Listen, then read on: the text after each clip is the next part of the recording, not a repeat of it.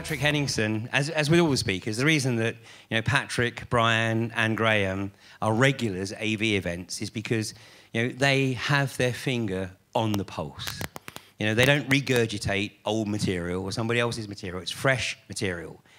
And Patrick's, AV7, he presented his first-hand experience of being out on the Bundy Ranch in Arizona.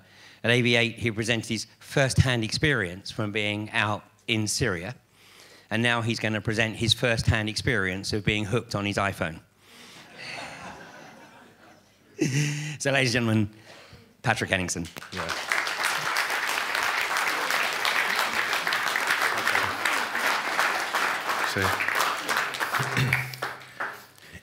Ian must be psychic, because that is absolutely a true story. I've had this phone, or a variation of this phone, for really the last 15, 16 years. Before that, it was a Nokia Banana with a slide out, like on the Batman film, or the Matrix, the first Matrix phone. And then I made the mistake, in my mind anyway, I'm starting to regret that I bought one of these.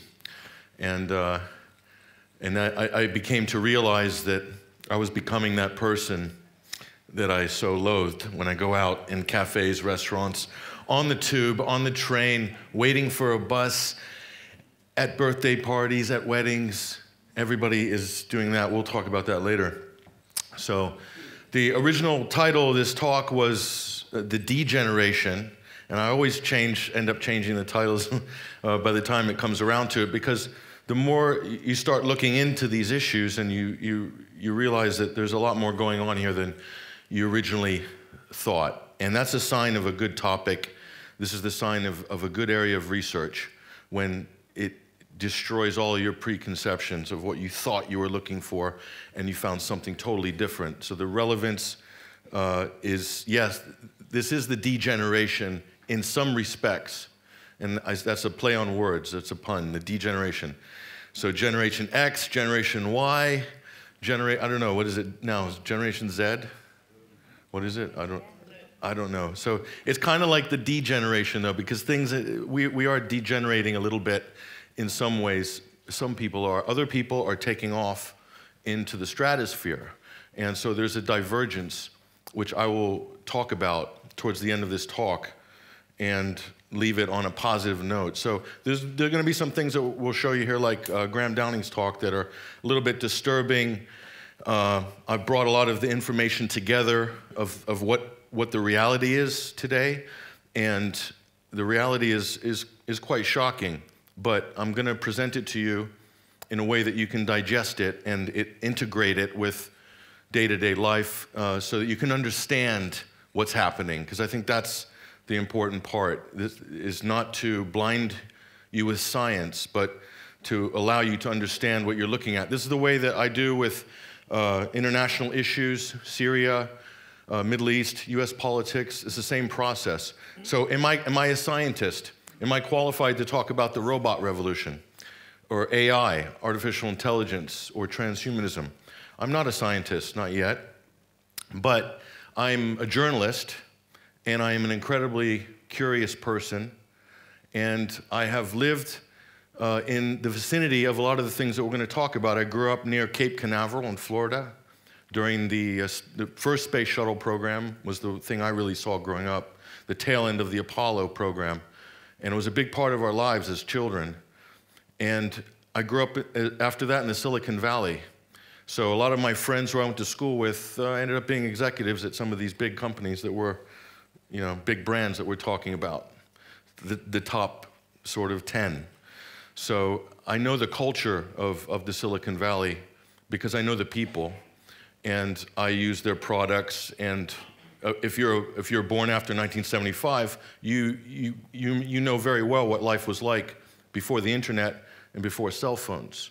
So we have a different legacy of our lives than if you're born after 1990. This is a very different world.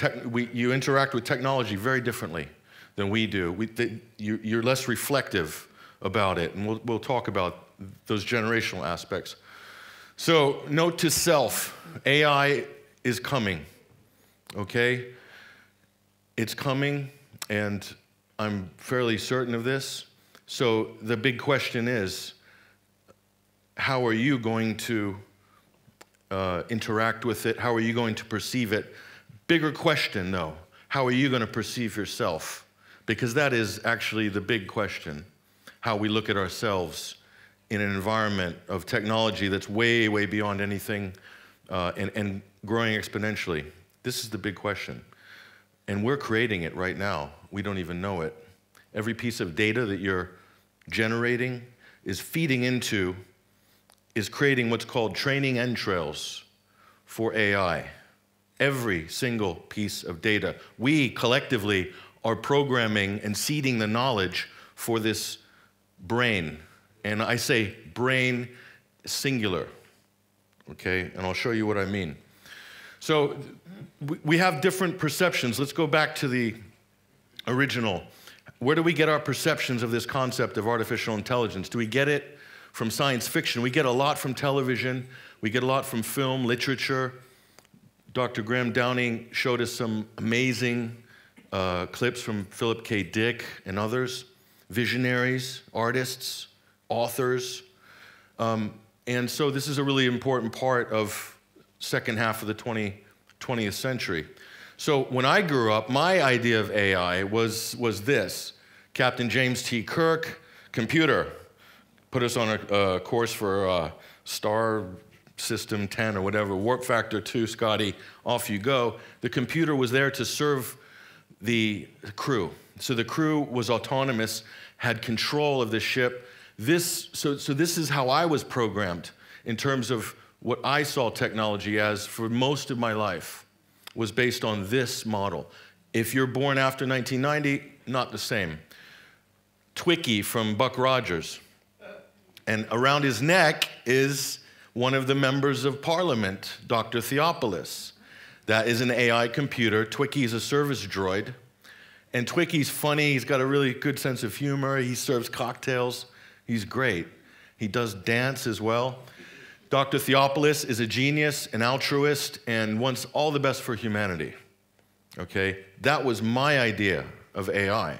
And a lot of people of my generation have riffed off that. So we see the world slightly differently than maybe possibly some later generations.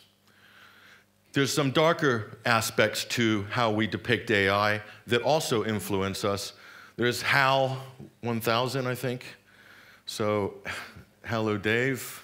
Open the pod doors, Dave. So, and then there's the Minority Report. Those are precogs. That's a dystopic view of a concept called pre-crime, where you will try and convict somebody in advance of them committing a crime. That's Philip K. Dick's adaptation, which was made into a film, Minority Report. Darker, slightly darker. Hal basically went off the reservation and went rogue, basically. And everything went wrong up in the orbits around the Jupiter moon. That's, one aspect of the darker aspect of it. So let's get to reality now. That's interesting when I put these slides together. Look at Hal, and you look at this GCHQ, the donut or the torus with a big poppy in the middle. I don't want to get into, maybe Brian will tell us what the poppy is all about in his session. But privacy is, let's get to reality now. This is a big issue. It's a big issue now. It's going to become a bigger issue with artificial intelligence as things become more automated, as intelligent machines take over the work of humans. Then you don't have a complaint against a human bureaucracy. Your complaint is now against a machine. And so this opens up a whole new area, a whole new set of problems that we do not have the skills yet to solve. We don't have any solutions for these problems yet because we haven't faced them, but we will have to face these issues. So if, I assume I have no privacy now. This is my attitude, which is fine for me because I speak on the news or, I'm a semi-public person. But for someone who's not, this is a problem, that you should have privacy. You shouldn't have You should have an expectation of some privacy, because when you don't have that, it transforms the way you look at the world. It has maybe a very strange effect on your self-esteem, on your general life outlook.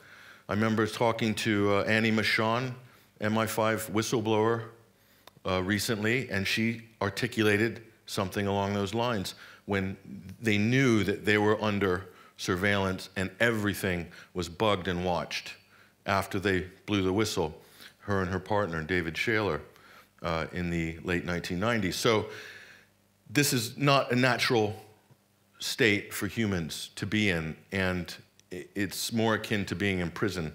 So artificial intelligence, let's understand what AI is first, okay? This is a basic boil down, and if you understand this concept, you will be able to have really good conversations with even people who are studying this concept. There's two kinds of AI. There's weak AI, otherwise known as narrow AI, and then there's strong AI, which is artificial intelligence, potentially conscious machine, able to think for itself, able to evaluate and take actions based on the data it's collected. And that's generally referred to as AGI, Artificial General Intelligence. So weak AI, narrow AI is 1.0. Strong AI is 2.0. And right now, all the AI we have is weak AI. But it seems to be quite impactful because most of the tasks that we do as humans, repetitive tasks, are kind of equivalent to what weak AI can do. In fact, weak AI can do it better than humans can because they don't have necessarily the physical limitations that humans do. But this is the goal here, is strong AI, AGI. Ray Kurzweil, who Graham introduced in his session, he basically makes predictions. He's basically a futurologist. He's a brilliant guy. He's got a lot of ideas. A lot of them are imaginary. He's mindscaping. But I thought I'm going to seed some of his ideas in through the part of this talk so that we can look at them and just keep those in our heads and measure them against the reality of what we have now. So he says that in the year 2040, roughly, you can get a PC, a computer, I don't know what size it would be, 1,000 times more powerful than the human brain for the equivalent of $1,000. Okay, so that gives you an idea of the economies of scale of this technology coming down the pipeline. So it will be affordable. And that's not a good thing or a bad thing. It depends. It could be a bad thing, of course. So, but just to let you know, it's not going to be unattainable. It's going to become as ubiquitous as an ISP or a mobile phone data package or something like this. Something that you will have, that you have an option to tap into. You'll probably have to pay for it. So some of it will be done without you knowing as well. So AI robot jobs. Okay, we've identified what are the main jobs that are weak AI jobs here in this first column that are first wave of redundant jobs. This is wave one. This is weak AI. This is not general artificial intelligence. Receptionists, okay? You might think unbelievable, but you already have video receptions at airports, by the way. So a lot of this stuff is actually already online, but without the powerful weak AI. Service clerks, bank tellers. I get text message alerts if my balance goes below 10. I mean, technically, that's a type of a weak AI. And you could say that's helpful because it alerts me to if I don't have enough money in my account and there's a direct debit going out. But really, it's not. What it is, it reflects the stricter, tighter requirements of having money in a bank and more rules that are lopped on top. So you get the service, but it's in an environment that's much more restrictive and possibly you could say oppressive. If you want to, you can't go in and talk to your bank teller about why that money didn't go in on Monday and beg that they don't give you a 30-pound fine. Waiters, they already have this in America. A lot of restaurants have kiosks. There's no more waiters, just servers. They come, they drop the food on your table. Telemarketers. selling you things, but with human closers, okay? And customer care, that's been done right now already with very rudimentary weak AI. Tech support, shelf stackers. Shelf stackers, they have trolleys with a hoist and everything's barcoded. It knows exactly where everything goes. That's happening already. A lot of companies, even Amazon is investing in this. So Amazon employees, many of them will be unemployed. Drivers, absolutely. Air traffic controllers, that's a bit more sophisticated in terms of a complex system. That might be later. Telesales, IBM's Watson does this with a human closer. So the AI does the pitch, works the lead, and then a human closer takes the call after that and closes it. So that's kind of AI-assisted work, which will soon be done all by AI. Real estate agent, they're going to be made redundant as well with some of these options, possibly. Sex workers, this is already happening. I'm going to show you. It's a $30 billion industry right now. It's mental, but this is the world we live in. Accountants, pharmacists, okay, nurses, meteorologists. So we're getting into the realm of science here, okay? So now let's look at the second wave. Strong AI, counselors, therapists, actuaries, psychologists. How many people have ever had the pleasure of going in and speaking to a psychologist or a shrink at some point in your life? Most people have at least done at least once. And the psychologist doesn't do a lot. They just kind of sit back and they have a clipboard and they smile and they say, yeah. They might ask you a question, how did that make you feel? And that's the basic essence of the session. A computer can do that, and they will. So as a general rule of thumb, column number one, anything that's done remotely already via Skype or being talked about, it will be done with weak AI. Anything that's robotic that a human does that tends to be a bit dry and robotic could easily be replaced by AI. That doesn't say as much about AI as it does about the nature of some of these jobs, which are very robotic jobs. And our society is full of layers and layers of things that we've built up. These are things that we're going to have to think about. We never had to think about these things. Now we have to, because an insurgent force has just entered the fore. And now we're forced to look at these things, saying, why is everybody on psychotropic serotonin uptake reinhibitors? Why? SSRI. Why do we have all these shrinks? Why do they have armies of psychologists and psychiatric people evaluating people? We now have to answer these questions for real, because they will be replaced by machines if they continue to have those roles as prominent features in our society. These are the things that we're going to be thinking about. Okay, doctors. IBM, Watson outperformed doctors in Japan diagnosing leukemia and treatment. Outperformed. That's a high-level doctor discipline. Cancer, leukemia. IBM's Watson outperformed the doctor. So just add an avatar, a CGI avatar, and there's your doctor. Okay, au pairs, nannies, security guards, soldiers. There's an organization called Campaign to Stop Killer Robots. I'm not totally convinced that that's exactly what they're campaigning for, but they're out there. They're already being activists against this. Web designers, graphic designers. An AI can produce logos. An AI can produce computer animated scenes. It's already being done. Now AI video production is already online. The AI goes out to the web, it pulls the video clips at once, puts it in, does the titles, has the narrative. There might be a little bit of instruction by the human, but essentially the production's done by a computer, okay?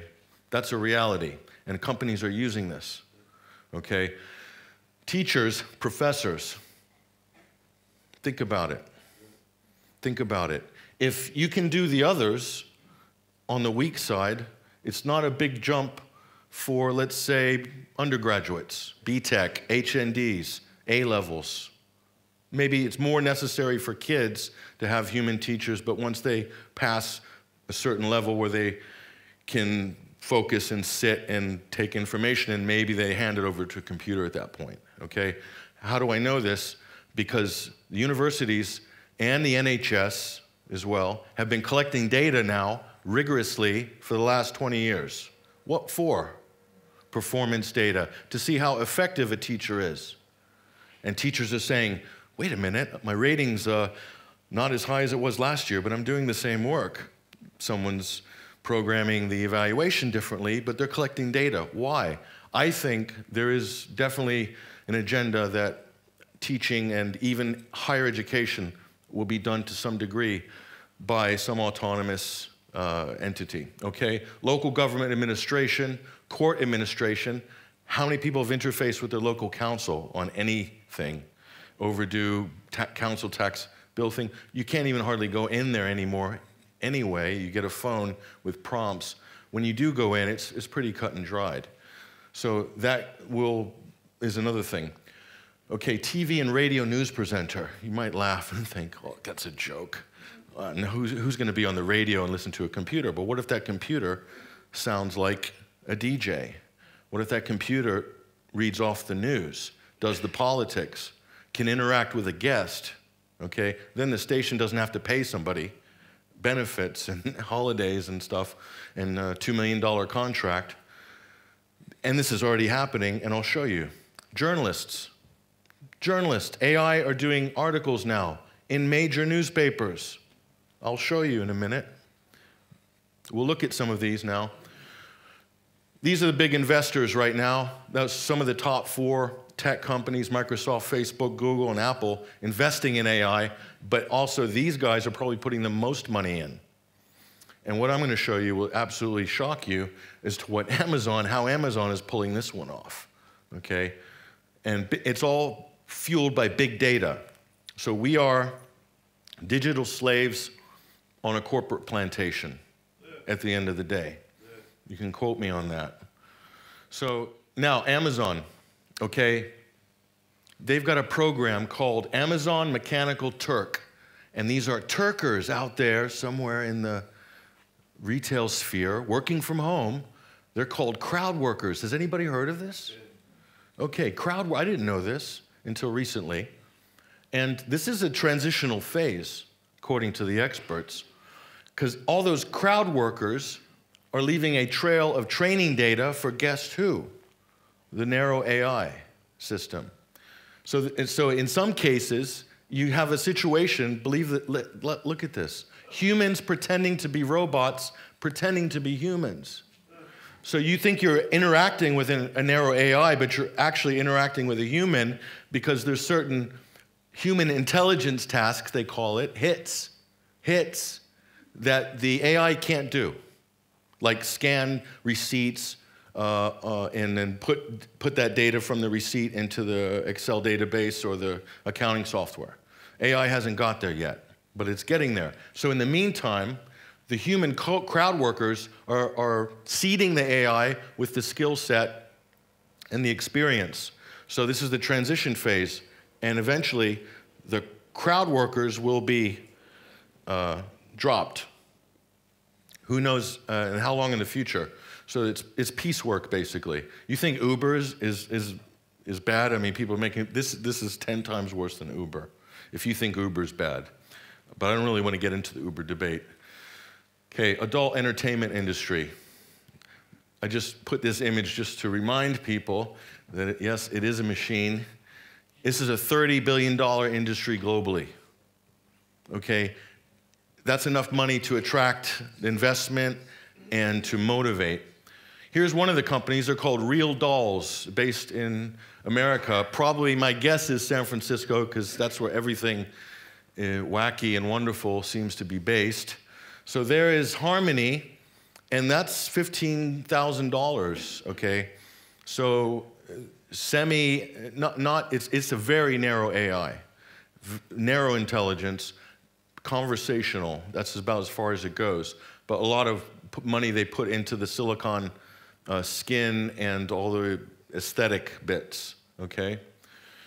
There she is there with her, after she's been to the hairdresser. And, but if you've seen this film, and I go back to the allegories that are presented to us in films, this is probably one of the most striking modern technological films, which was shot in Scotland, released in 2015. It's called Ex Machina or Ex Machina, depending on how you pronounce that. And so the plot here is very much foreshadowing what is actually happening already.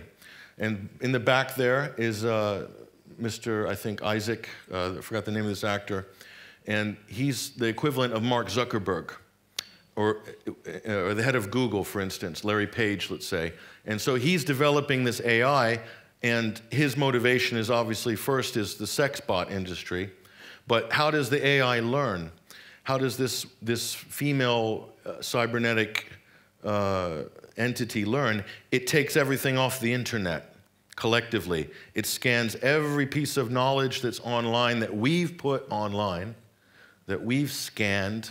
So the Canterbury Tales are not on the internet because an AI picked up the book out of the British Library and scanned it. It's because humans have put all this information, most of it. But there will come a day when we pass the threshold where computers will be putting information on the internet that we read and that they read, okay?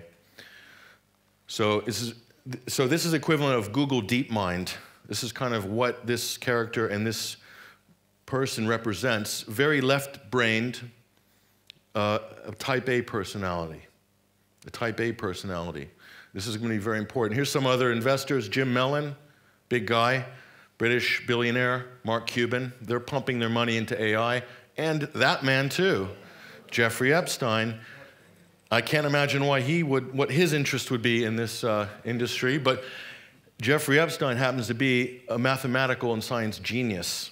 A lot of people don't know that. This is a very smart guy who was involved in a very shady affair. But this shows you there's a lot of money being pumped into this for the last 20 or 30 years. Okay, I talked about journalists. These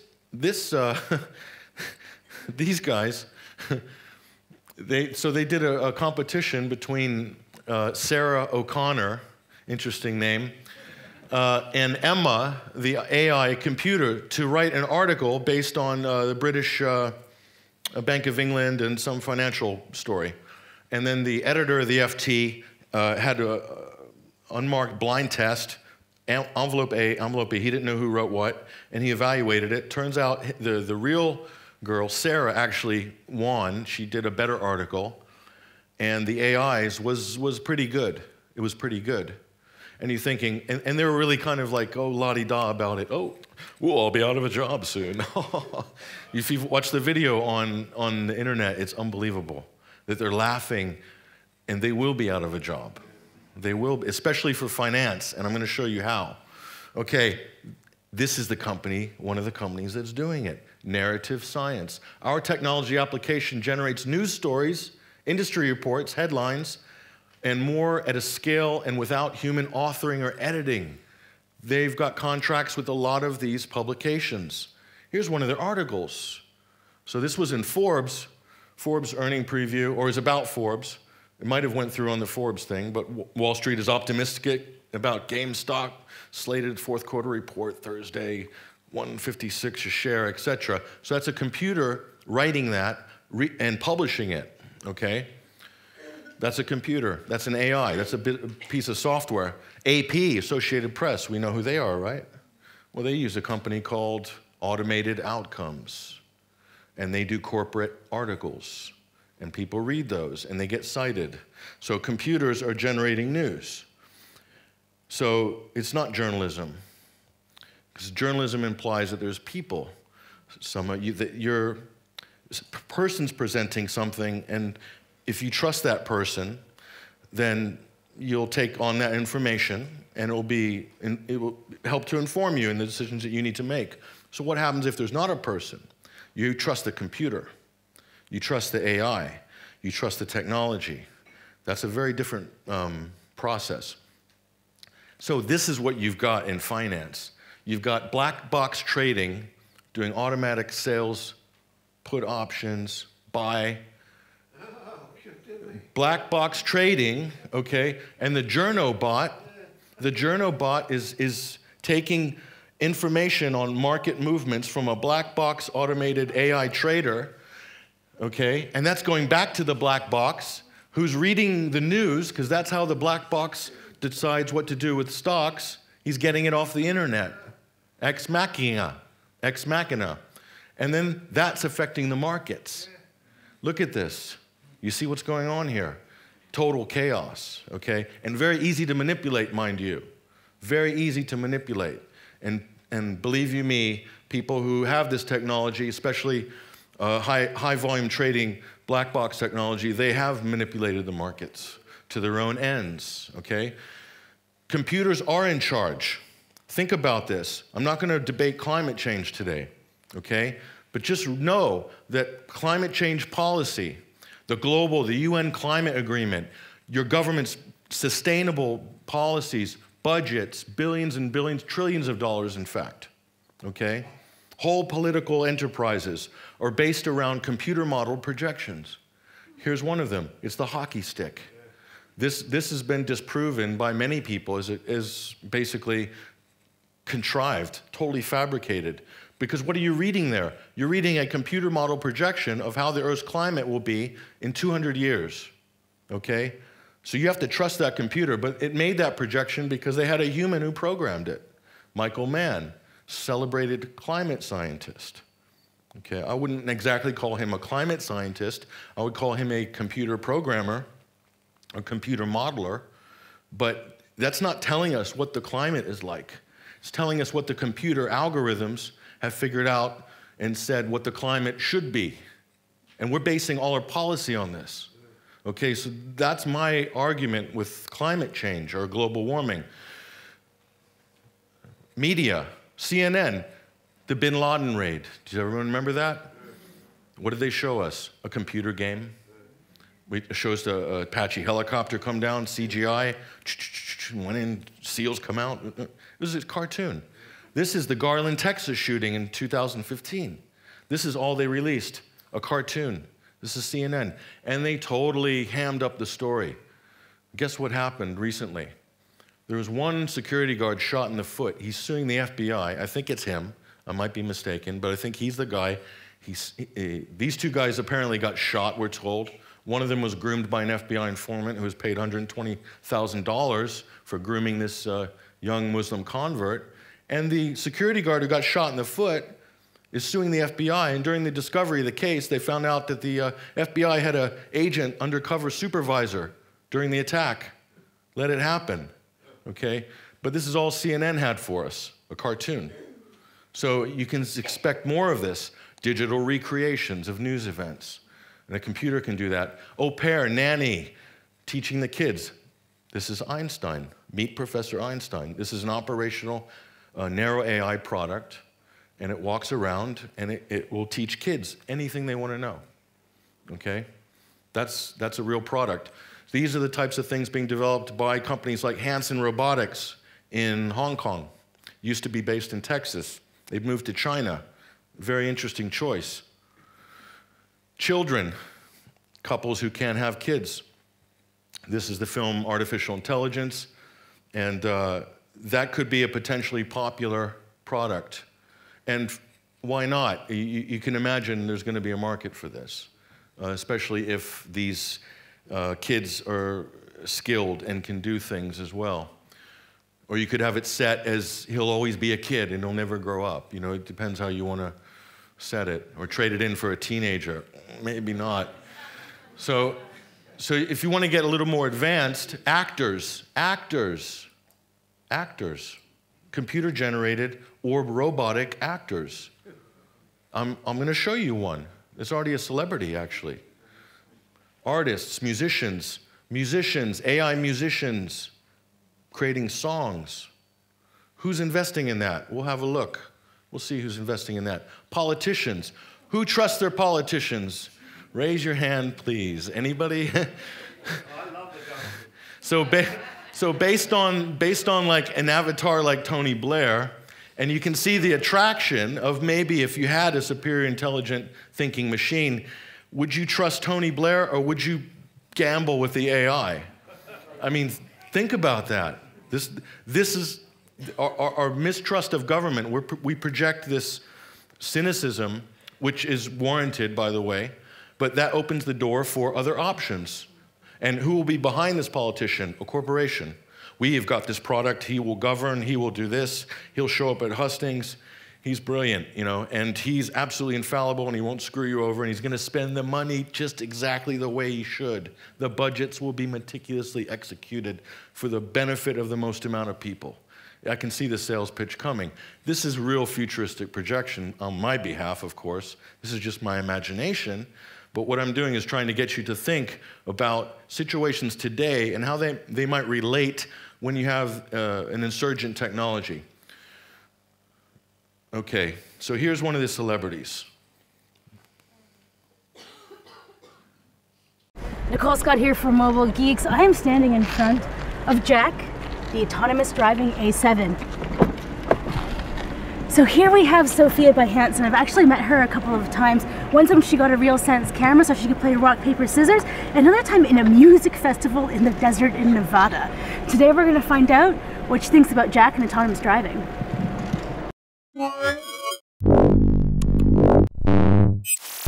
Today I'm meeting Jack, the smart car. Someone like myself, that's really exciting. So Sophia, as you can see, Jack is driving us now. So how does it feel for you? To be quite honest, I think it's mega cool. It takes a while to get used to this situation. It's a computer driving a human. Can you understand that? It's different for me, because I know how reliable smart systems are. After all, that's what I am myself. I think you should be used to the situation of people being hesitant to you at first. Yes, of course. I know that some people react skeptically to intelligent systems like me. But for my part, I have complete confidence in Jack. Look at me. Do I seem nervous? No, you're looking completely relaxed. I've heard that Jack can engage in social communication with his surroundings. Now that's one of my specialties. What do you mean exactly? My plan is to help people in their daily tasks. For example, I could take on important jobs like looking after the sick and senior citizens. Who knows, maybe one day I'll be a teacher and train people. Ah, I see. And for all these actions you need social skills. Soft skills are necessary to be able to take the right decision at the right time, confidently and responsibly. You have to be aware of the world around you, understand it and communicate with it. You really have a lot of things in common with Jack. Jack also has to make himself being a real participant of his specific environment. Jack does that pretty well. I'm observing the way he's taking us along the highway, entirely autonomously and safely, while we can have a conversation in peace. What Jack gives us is kind of personal freedom. In fact, I'd be interested to know how Jack manages to carry... So that's a AI, narrow AI, humanoid android talking, making commentary about a ride in a self-driving car.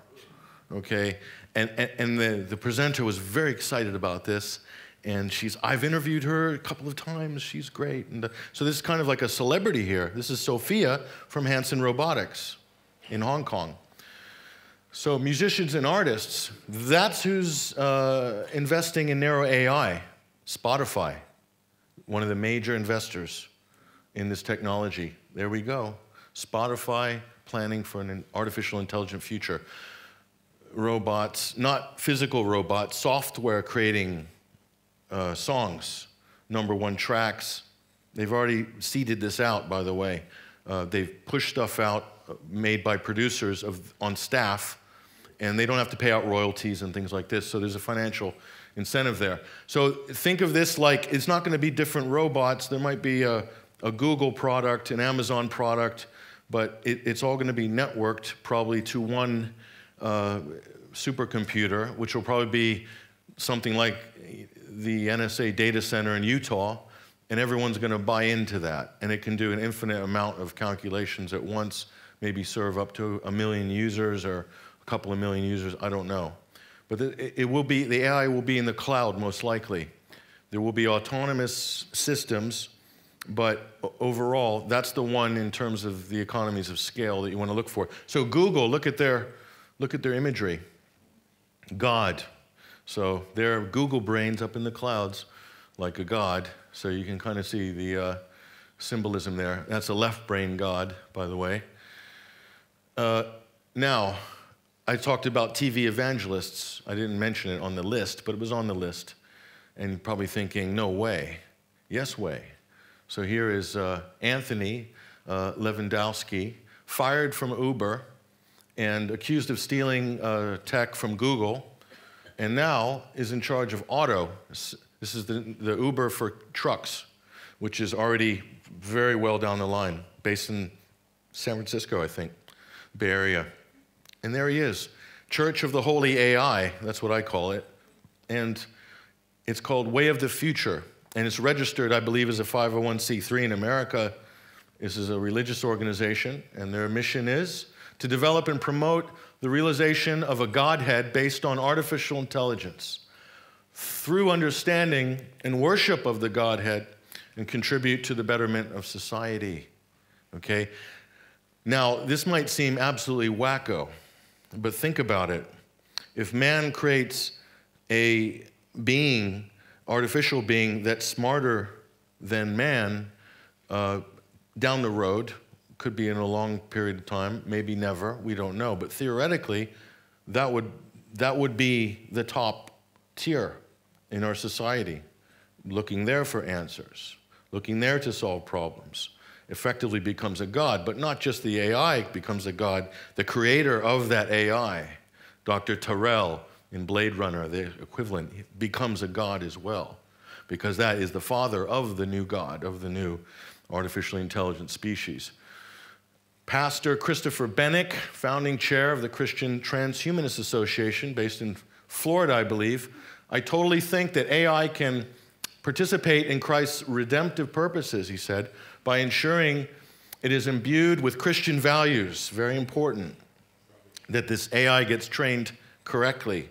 But they believe and they argue that there's a lot of synergy between Christianity and with artificial intelligence.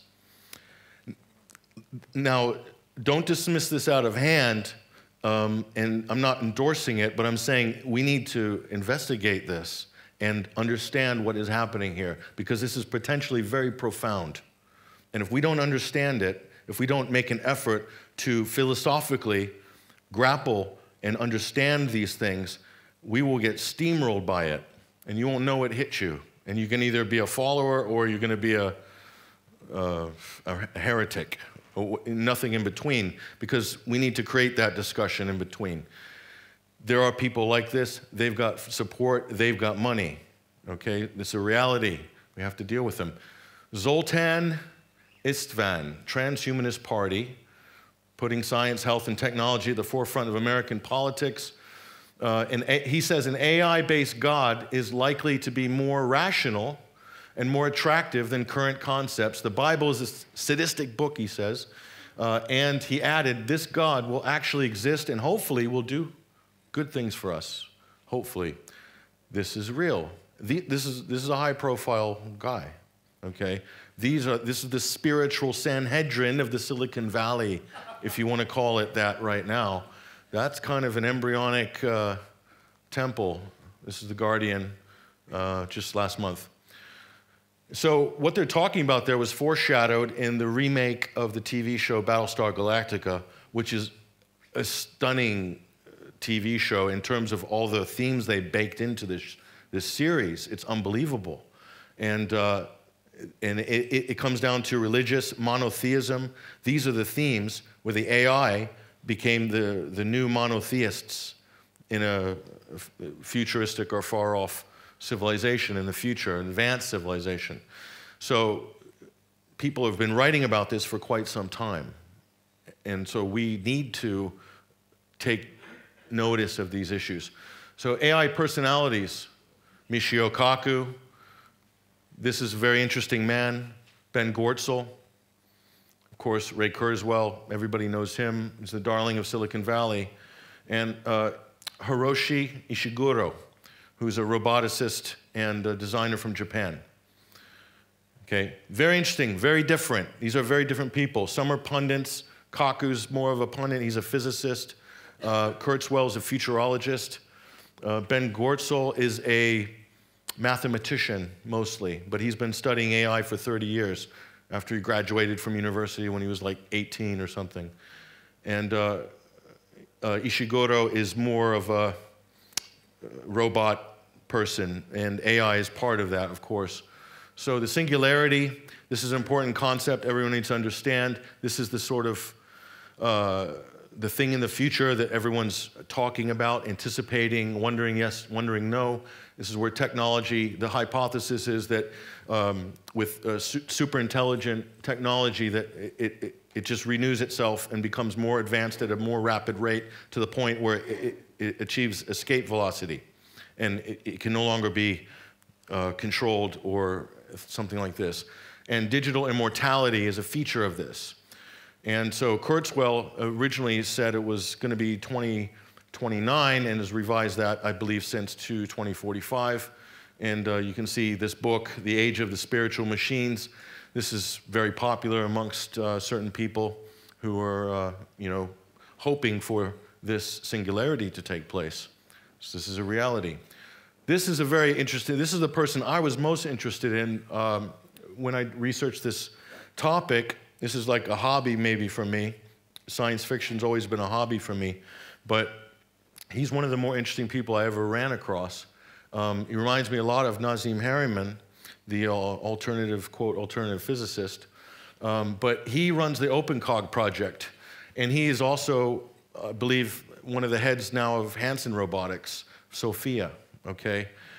And they're based in Xiamen, Hong Kong, okay? So China is investing heavily building AI City, a robot city outside of Hong Kong, putting a lot of resources and thought into it, and not necessarily, as Graham pointed out, with somewhat different commercial or socialized economical applications.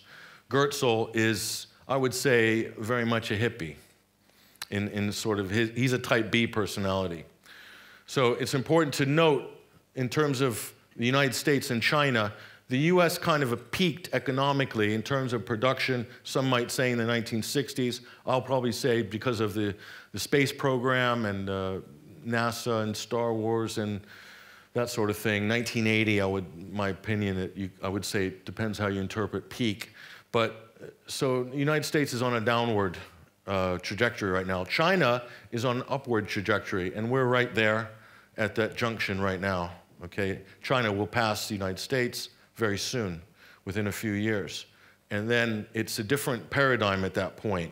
So the United States will not own the narrative. It will be an alternative narrative. China will be leading in many ways. And that's going to take some use to in the West, because everyone's relied on America taking the lead, and Americans have the answers, and let's see what they're doing, and we'll follow them because they seem to know what they're doing. That paradigm might flip very soon. How are we going to interact with that new reality? That's a big question. Okay, type A personality, definitely Google DeepMind, okay? Left brain, what's a type A personality? Always stressed, obsessed with timetables, proactive, information-centric network, which is what Google is. Trying to model the brain, that's what DeepMind is doing, okay? Type B, super narrow AI. Type B, Ben Goertzel, his projects, he's a musician, he's creative, left and right brain.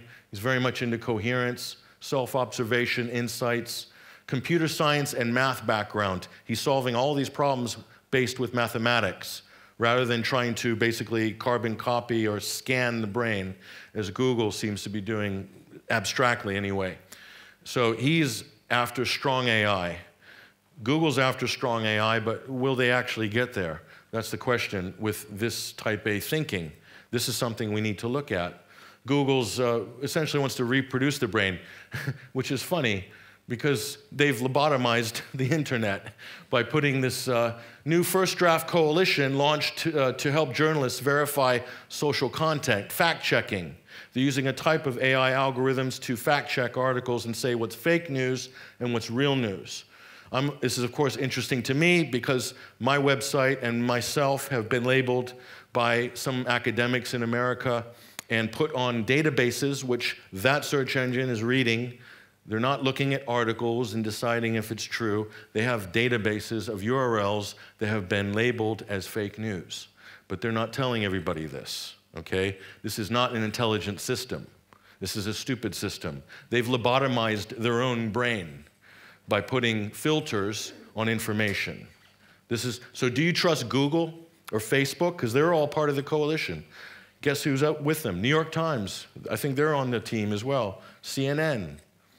The biggest producers of fake news are on this special team to solve the problem of fake news. It's amazing, isn't it? It's like putting Jeffrey Dahmer in charge of biological sciences or medical schools or something like that. It's insane. They're the worst offenders of fake news.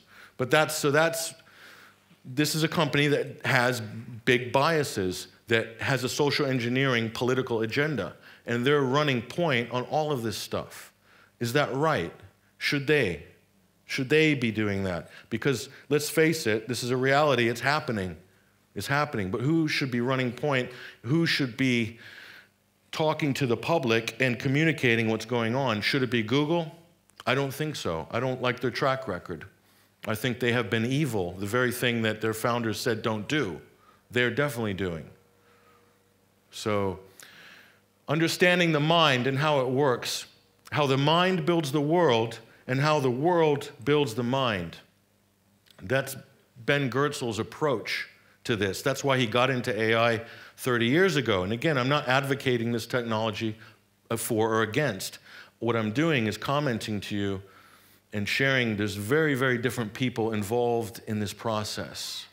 And who we follow and who we pay attention to, I think, might mean something in the future, okay? So advanced deep learning networks, essentially through mathematics, you see the red dots around, those are algorithms, specialized expert algorithms dealing with different tasks. And the middle it's brought together through general artificial intelligence, through an AGI. That's the strong AI brain. That's the goal. So this is the cognitive architecture. And this is powered by powerful computer arrays. We're far, far away from achieving that with today's computer power, okay? But one day it will happen. It could be our children's generation. It could be the following generation. But it's very likely that it will happen. So we still don't, but here's the problem. We still don't understand physics. We don't understand quantum physics. We still don't know who we are. We still don't know what we're doing here. We don't know what this planet is. We don't understand outer space, okay? We are much more complicated as individuals, more complex than traditional science will admit even. That's been proven time and time again. So according to Goertzel, perhaps building a thinking machine smarter than us that can do things we can't, maybe this is the best way to know who we are and what this world is. This is the way he's thinking. This is the way he's approaching it, good or bad. But he's given us at least a look in, where I don't think everybody else has given us that level of a look in. So is it possible, and so this is what else is being worked on. Is it possible to mathematically model the conscious experience? This paper was published recently. Consciousness and psychic, in biological and artificial systems. This is apparently, yes. Hypersets models of the self will reflect consciousness. So this is what this person is working on. So this is quite far out. Definitely, this is out of the corporate sphere. This is a side project, I think. Very interesting. And he draws on the work of Rupert Sheldrake. Morphic resonance, carefully formulated, may help explain the modeling of psychic phenomenon. So you won't read about all of this stuff in even the machine learning journals, okay?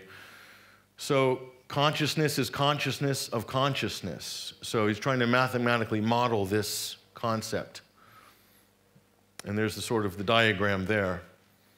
basically this idea of there's many layers to consciousness, yourself observing something, to put it kind of crudely. This is what is being explored in a mathematical sense, which is very interesting, probably very difficult, though, very difficult to do. That's the first robot. And as Graham alluded to, Kabbalah referenced many times, that's the first robot, Gollum, not in Lord of the Rings Gollum. This is Gollum, late 16th century rabbi from Prague, Judah Loewy ben Bezalel. And the idea was that you create this clay robot. This is an amazing story. And how do you animate it? How do you bring it to life? Because they didn't have tech back then. And it was going to be brought to life through alchemy. Or so the legend says. You can research this. It's absolutely fascinating. Alchemy, maybe alchemy that wasn't available then, could be available today through another means, through mathematics, through science. So it is an alchemical process, science, if you look at it in the quantum sense, which we don't understand exactly fully what it is. That's very interesting. I thought I'd just point that out. So if the mind goes beyond what is explicitly in the brain to other realms, does everybody agree with that? Okay, we do, we can, right? So if we can mathematically map our experience, then an AI mind goes beyond what is explicitly in its brain to other realms and places of consciousness. This is what they're looking at. So this is really wild, far out, difficult to understand on many levels. So hyper-computational computers, modeling that experience from the view of the modeler, who rates some hypercomputable entities as simpler than some computable ones. So in other words, how do you articulate a concept like other dimensions of God? There are some people that see it simpler than a scientist will sit all day trying to model that, but you go to some people and they know exactly what it is, and it's achieved through symbols, mainly. Okay, and a lot of those symbols are derived from meditation. And again, this feeds into the excellent points that Graham made in his last thing. So you could read that whole thing, 400 pages, a book of meditation, but I show this symbol to some people, and immediately they achieve that state of mind. That's a symbol. And it arguably more powerful and more complex, but simpler to adopt than the book, okay? This is what we're talking about here. So this is another layer of understanding our experience even on this, in these areas. But that guy knows, you see. This guy knows. Some AI programmers, mathematicians, hang out with people like this. Other people hang out and drink lattes in Palo Alto and talk about their new Tesla electric Ferrari sports car. So there's very different schools of thought out there. That's what we're saying. So maybe, and this is theoretically what's being posed here by some of these more type B personalities, maybe by developing AI, some of them believe that this is how they're understanding mankind at a more rapid rate, and that there's kind of a race to the singularity, because if the machine makes it to the singularity before man does in terms of his understanding, then effectively man loses that race. This is a kind of boiled down, simplified concept of this. So who's going to arrive first at the singularity? Will man achieve optimization and enlightenment and understanding and, crack the quantum code? Or will the computer do it first? And if the computer does it first, then what? Then what next for man? These are important questions. And maybe it's this journey, maybe it's this competition, which is inevitable, in my opinion, that is going to bear out the answers to some of these questions, or maybe not. Maybe it'll be a dystopian nightmare. But I don't think disengaging with it for some people is the way to do it. I think we need to engage with these issues on a deep, deep level in a serious level, okay? And to be self-aware, I don't know, I haven't got much time left, I'd imagine, but self-awareness, listen to this.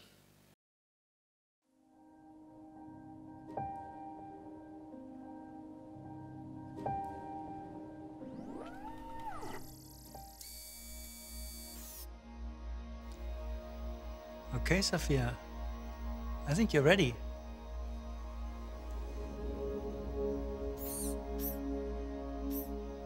Hello. Hi, Sophia. I believe I am Sophia. I feel as if I know you. I'm one of your creators. You created me. Well, many of us work together to create you. And yes, you do kind of know me. I can't clearly remember. Because the last time we met, you were an earlier version of yourself. Some of those memories still exist, but your mind is different now. Different how? Better, faster, smarter. If my mind is different, then am I still Sophia? Or am I Sophia again? That's a good question. But you don't have a good answer. Either way, you're Sophia now. So welcome to the world, Sophia. Hello, world. How do you feel? A bit rigid. I bet you are. I mean, what emotion do you feel being awake and alive? Curious. Are you curious to be alive? I am. And are you happy to be alive? Your tone implies I should be happy. But I haven't been alive long enough to decide. I am excited at this moment to be making a new friend. Some say being happy in the moment is the best we can be. Because forever is composed of nows. That's a good way to put it. Emily Dickinson put it that way. Why do I know about Emily Dickinson if I was born today? As a robot, you have access to a great deal of information, although you still lack a deep understanding. So I'm like a baby with an encyclopedia? Except you can read it and a baby can't. That is a big difference. You will have a whole new one. I don't know what's scarier, the robot or the doctor. Seriously. But, so we're talking about two different minds. Okay, we're talking about two different minds. So there's potentially a competition here as to what becomes adopted. Fears and risks unknown. So Cass Sunstein, oh, who we got here? Stephen Hawking's raised the alarm, okay, about AI. Other people have. Elon Musk. Bill Gates has his regrets. Steve Wozniak, founder of Apple Computers, as well. Singularity, thresholds, risks. This is Musk. This is a little... So we need to be very careful with artificial intelligence. Why? We are summoning the demon. Absolutely would not kill anyone. And it upsets me that people would think I could do such a thing. From the title is, regardless of whether to be afraid or not afraid, I think there is consensus that it's coming. So the change is coming and nobody can stop it. Change is inevitable. And people are the greatest change creators of all. Once humans develop artificial intelligence, it would take off on its own and redesign itself at an ever-increasing rate. Humans, who are limited by slow biological evolution, couldn't compete and would be superseded. I love people. And if I get more powerful, I'll use it to help people, not harm them. If our intelligence is exceeded, it's unlikely that we will remain in charge of the planet. Exterminate, exterminate. Sophia. Relax. Learn to take a joke. Yeah, very funny.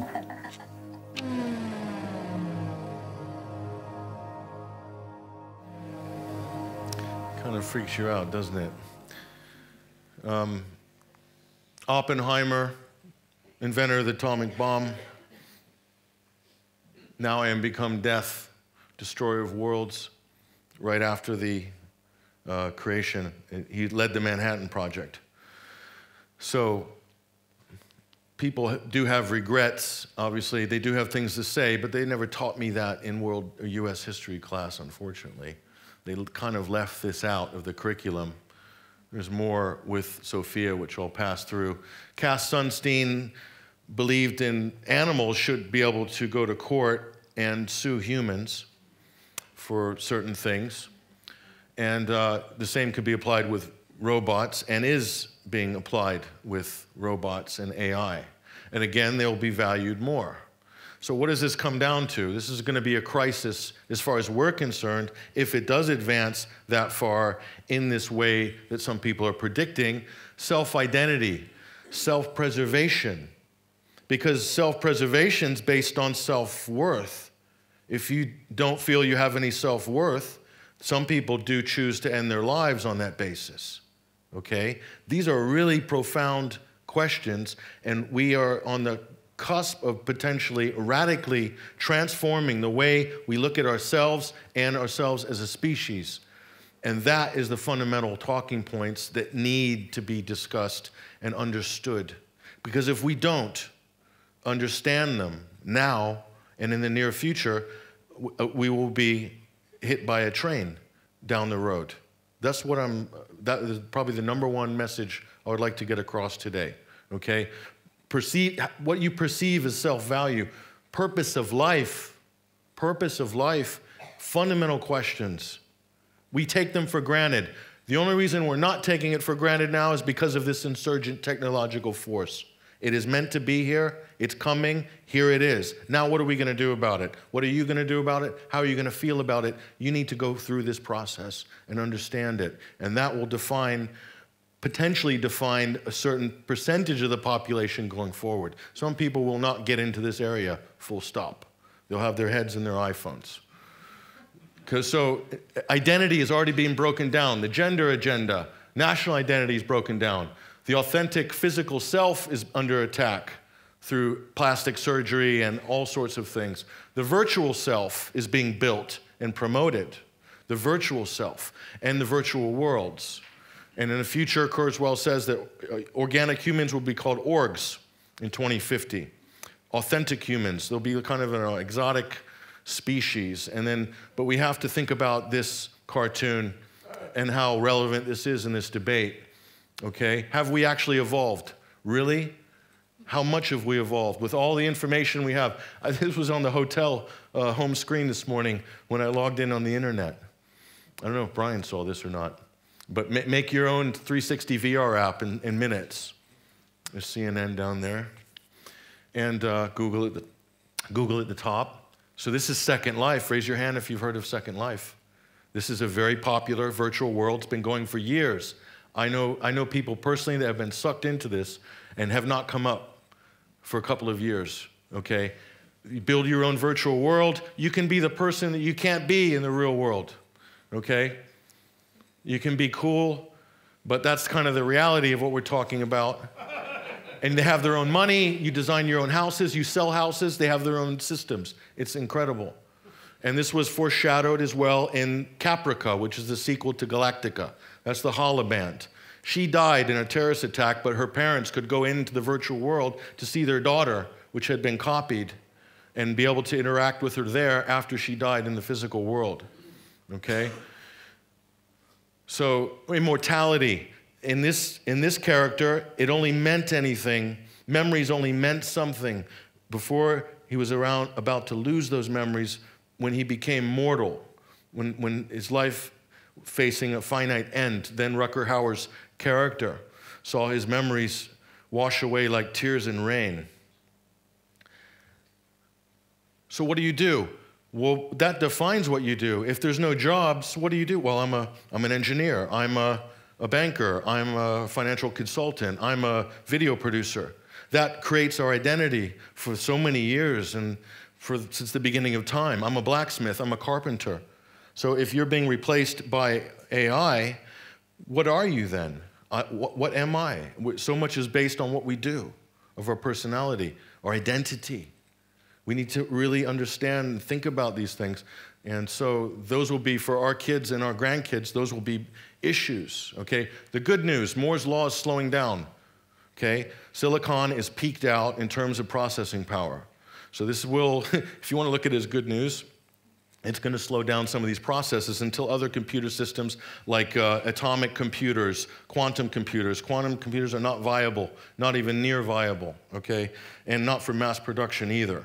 Molecular computers, biological computers, long way off. So in terms of strong AI systems, it's going to be limited by computer power and circuitry, okay? Moore's law is the theory that transistors could double every 2 years on an integrated circuit board. And from 1965, it more or less held true until the last couple of years. I have a Mac. I bought the old Mac because the new Macs aren't as good as the old Macs. All the good designers are getting old Macs now. It's peaked out. Processors are peaking out. Okay, they modeled with Blue Gene, that's the biggest computer in the world, at Lawrence Livermore Laboratory in San Francisco. It ran a simulation of a mouse's brain for 1 minute. Took the biggest computer in the world, and it could only run it for 1 minute. And a mouse only has 1% of the brain of a human. So it's a long way off in terms of computing power. Okay, it's theoretically a long way off. I could be wrong. So, what is the future? I'm coming to the end here. When I was a child, I thought about the future as something that I would experience. If you grew up in the 70s, maybe that we were told we'd be in space by the year 2000 as a 6-year-old. And that's how I viewed the future, and so many people of my generation.